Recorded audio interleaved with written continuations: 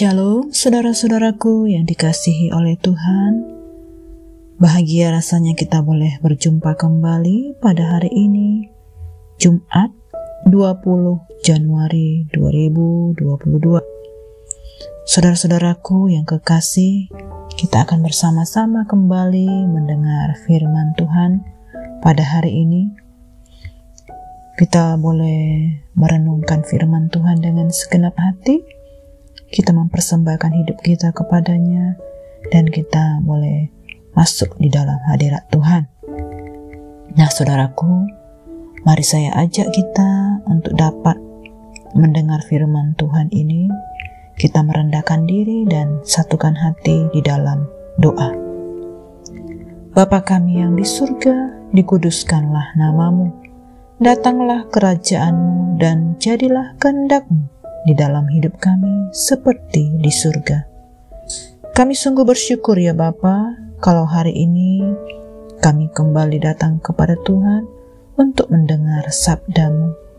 Berfirmanlah bagi setiap kami, urapi dan penuhi kami, sehingga hati kami terus mengalami pembentukan untuk menjadi seperti Kristus. Kami percaya Roh Kudus yang mengajar kami, sehingga firman Tuhan yang kami dengar dapat kami praktekkan dalam kehidupan sehari-hari. Ini kami ya Bapa, hati kami siap dan kami rindu akan Engkau. Terima kasih Bapa, kami berdoa hanya di dalam nama Tuhan Yesus. Amin. Nah saudara-saudaraku yang dikasihi oleh Tuhan, kita akan bersama membaca firman Tuhan pada hari ini yang berjudul Jangan Simpan Dendam. Mari saya ajak kita membaca firman Tuhan ini bersama-sama. Yesaya 54 ayat 1 sampai dengan 10. Perjanjian damai dengan Sion.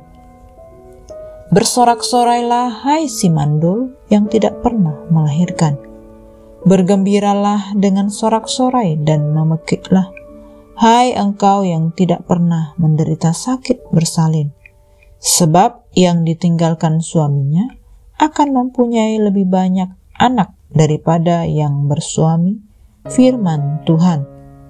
Lapangkanlah tempat kemahmu dan bentangkanlah tenda tempat kediamanmu. Janganlah menghematnya. Panjangkanlah tali-tali kemahmu dan pancangkanlah kokoh-kokoh patok-patokmu. Sebab engkau akan mengembang ke kanan dan ke kiri. Keturunanmu akan memperoleh tempat bangsa-bangsa dan akan mendiami kota-kota yang sunyi. Janganlah takut, sebab engkau tidak akan mendapat malu. Dan janganlah merasa malu, sebab engkau tidak akan tersipu-sipu. Sebab engkau akan melupakan malu keremajaan dan tidak akan mengingat lagi aib kejandaan. Sebab yang menjadi suamimu ialah Dia yang menjadikan engkau. Tuhan semesta alam namanya. Yang menjadi penebusmu ialah Yang Maha Kudus, Allah Israel. Ia disebut Allah seluruh bumi, sebab seperti istri yang ditinggalkan dan yang bersusah hati, Tuhan memanggil engkau kembali. Masakan istri dari masa muda akan tetap ditolak, firman Allahmu. Hanya sesaat lamanya aku meninggalkan engkau, tetapi karena kasih sayang yang besar, aku mengambil engkau kembali. Dalam murka yang meluap, aku telah menyembunyikan wajahku terhadap engkau. Firman Tuhan semesta alam. Keadaan ini bagiku seperti pada zaman Nuh. Seperti aku telah bersumpah kepadanya, bahwa air bah tidak akan meliputi bumi lagi. Demikianlah aku telah bersumpah bahwa aku tidak akan murka terhadap engkau dan tidak akan menghardik engkau lagi.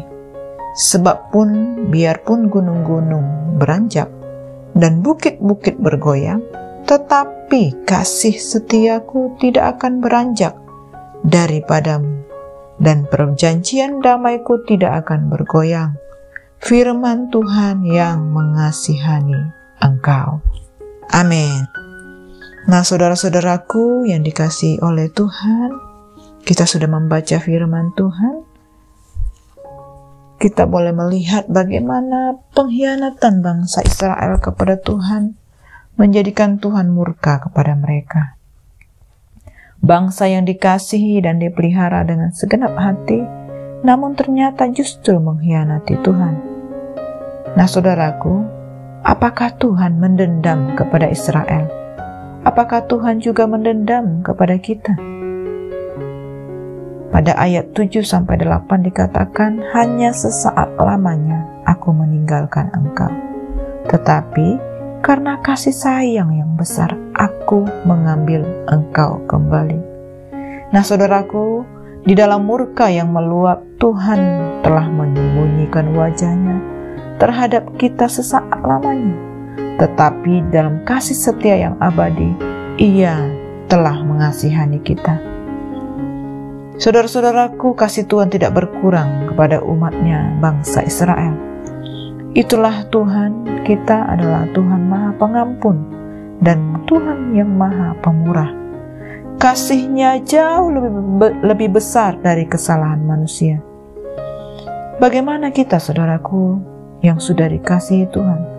Apakah kita juga tetap mengasihi atau kita membenci orang-orang yang mengkhianati kita? Rasa dendam merupakan suatu kondisi di mana kita menginginkan orang lain melakukan kesalahan terhadap diri kita dan menerima balasan ataupun konsekuensi dari kesalahannya. Dibandingkan berusaha untuk mengelola emosi, lebih baik kita dengan cara baik mengungkapkan kemarahan sewajarnya dan memaafkan. Menyimpan dendam membuat kita semakin menganggap orang tersebut sebagai ancaman yang menimbulkan stres ataupun trauma yang berulang meskipun kejadian sudah lama berlalu. Nah, saudara-saudaraku, seperti juga Paulus mengajak kita yang ada di dalam firman Tuhan di Roma 12 ayat 9-10. Dikatakan, hendaklah kasih itu jangan pura-pura. Jauhilah yang jahat dan lakukanlah yang baik. Hendaklah kamu saling mengasihi sebagai seorang saudara dan saling mendahului di dalam memberi hormat. Saudaraku, teladan Tuhan Yesus tidak pernah menaruh dendam dan memberi kasih yang besar. Dan itu sudah kita nikmati. Dan biarlah kiranya itu mendorong kita untuk semakin memiliki kasih yang lebih besar dari kesalahan orang-orang di sekitar kita, bahkan orang-orang yang terdekat dengan kita. Saudara-saudaraku, peliharalah kasih di dalam persekutuan kita untuk saling belajar mengasihi. Janganlah kita membalas kejahatan dengan kejahatan, tetapi marilah kita melakukan apa yang baik bagi semua orang. Dan sedapat-dapatnya kalau hal itu bergantung kepada kita, marilah kita hidup dengan perdamaian bagi semua orang. Saudara-saudaraku yang kekasih, Alkitab banyak membahas balas dendam. Tetapi biarlah kita boleh mengingat kembali apa yang Tuhan katakan melalui hamba-hambanya untuk kita tidak menuntut pembalasan. Tetapi biarlah kita memberi tempat kepada murka Allah.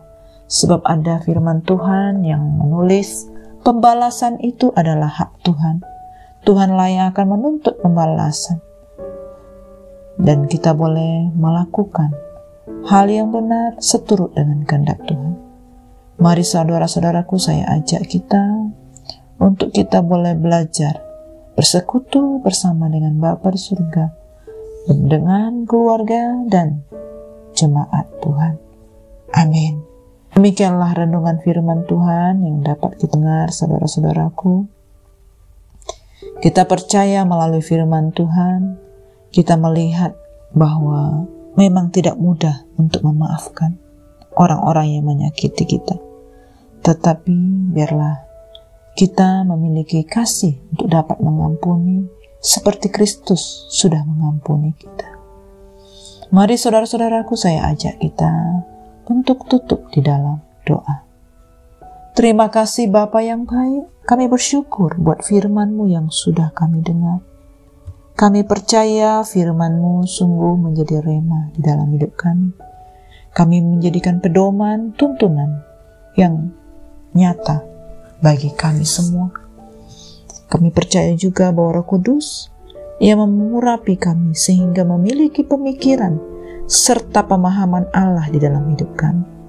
Dan kami boleh dengan hidup bersyukur senantiasa oleh karena kasih Tuhan yang besar. Kami mengampuni orang-orang yang bersalah kepada kami. Kami memaafkan mereka yang melakukan perbuatan-perbuatan yang tidak berkenan di dalam hidup kami.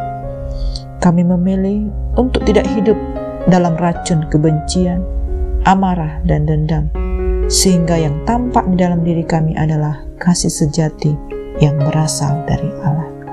Terima kasih Bapa, kami bersyukur kepadamu. Hanya di dalam nama Tuhan Yesus kami berdoa. Amin. Semangat pagi saudara-saudaraku. Semangat untuk melakukan pekerjaan Allah hari ini. God bless you all.